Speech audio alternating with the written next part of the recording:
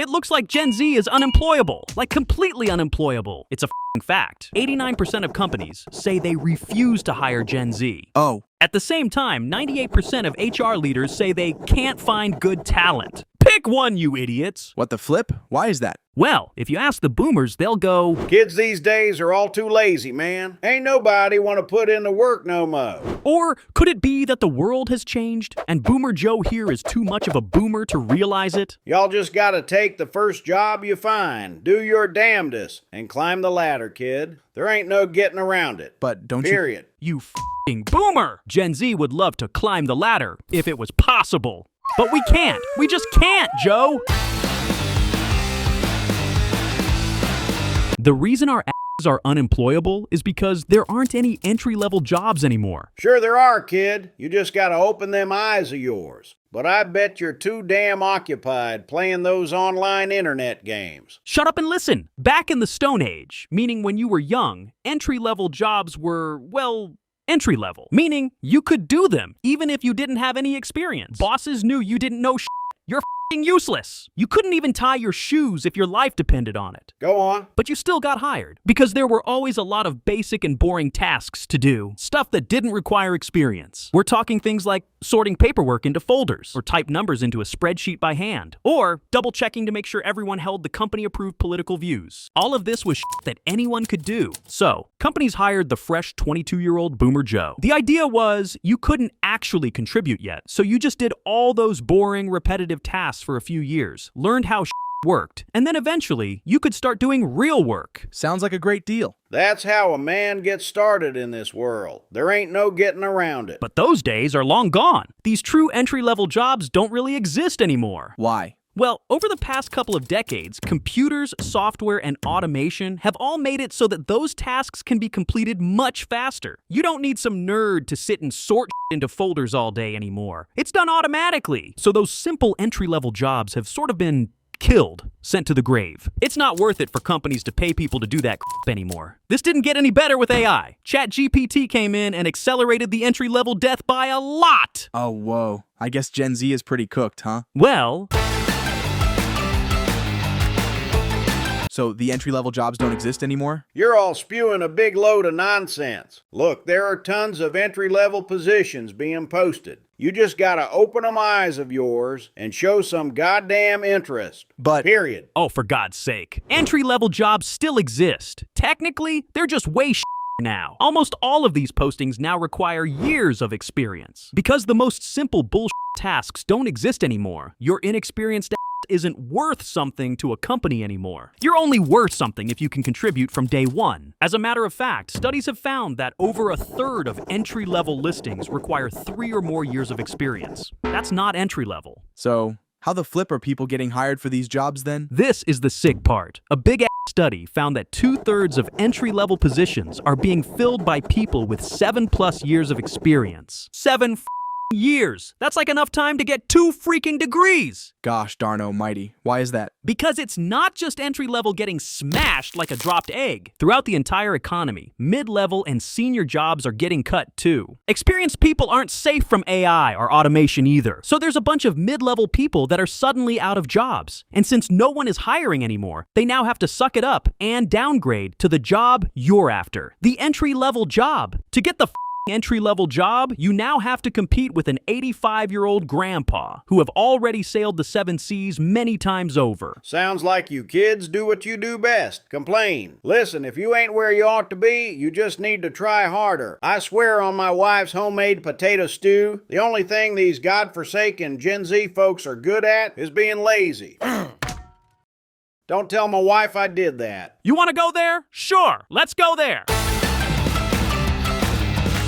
All right, Joe, you think Gen Z is lazy? Damn right they are. For the love of God, you do realize that the young people are lazy thing has been used by old heads since the beginning of time? Just look at this. In 1771, the Town and Country magazine wrote that young men have gone soft and lost the manly vigor of their forefathers. They've turned into a bunch of vain, self-admiring dandies. Oh boy. In 1926, newspapers were writing that flappers, the youth of the day, were reckless, selfish, and had no respect for hard work. And even when good old Boomer Joe here was young, he was called dirty, unlawful, immoral by the generation before him. So it's always been like that. Old heads have always complained about the kids these days. You're totally right, Cringe. Of course, but fine. I'll entertain Joe's little argument here. Let's get into it. Is Gen Z actually more lazy? First of all, I'll give you this stat to choke on. Fewer young people today are excited about the future. That's not something I'm just cooking up from an old recipe book. Back in 2013, 77% of graduating seniors expected their future careers to be extremely satisfying. By 2022, that number dropped to 59%.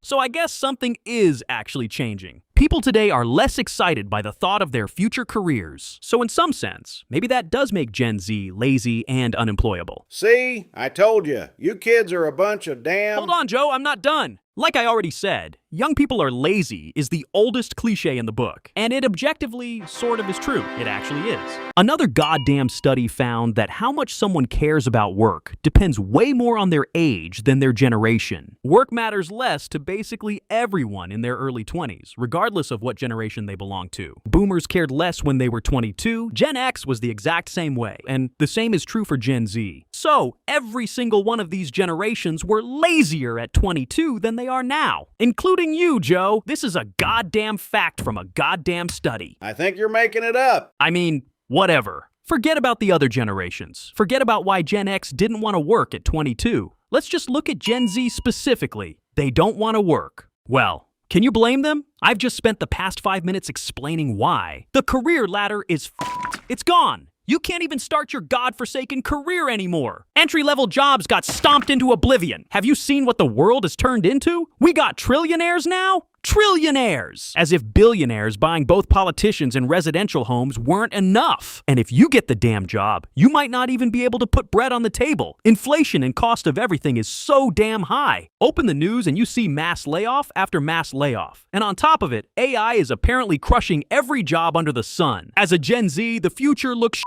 It looks like 1984, but also the Wild West at the same time. We're not lazy. We just aren't gonna accept this bullshit. And you old heads don't realize this. We hate the garbage world you handed over to us.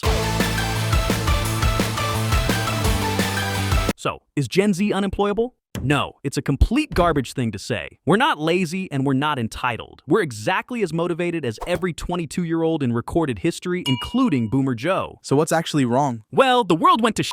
This generation does have it way harder than our parents and their parents. For every generation since after World War II, life has gotten better. But that has come to a full stop with us. It's not anymore. We're unemployable because you don't offer the entry-level jobs. You want to give it to a robot instead. Give me the entry-level jobs. Give me annual raises and I'll gladly stay at your company and be an asset. You kids and you're complaining. You remind me of something. What's that, Joe? Well, it's a memory I have from a long time ago.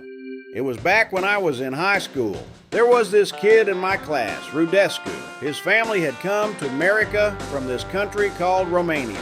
Now, he was a nice kid, one of the nicest I've ever met, in fact. But one day, he confessed to me that he was mildly sympathetic to the socialist cause. Obviously, I couldn't tolerate that. So one day after school, I gathered a bunch of guys. We borrowed some baseball bats from the gym, and we taught that Rudescu kid a lesson. Heck, some of the teachers joined in too. We taught him that this is America.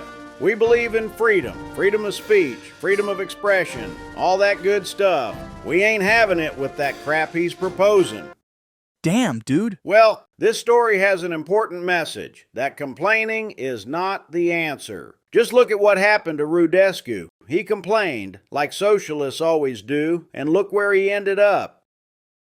You know what? I'm not even gonna get into that. Just, you're a psychopath.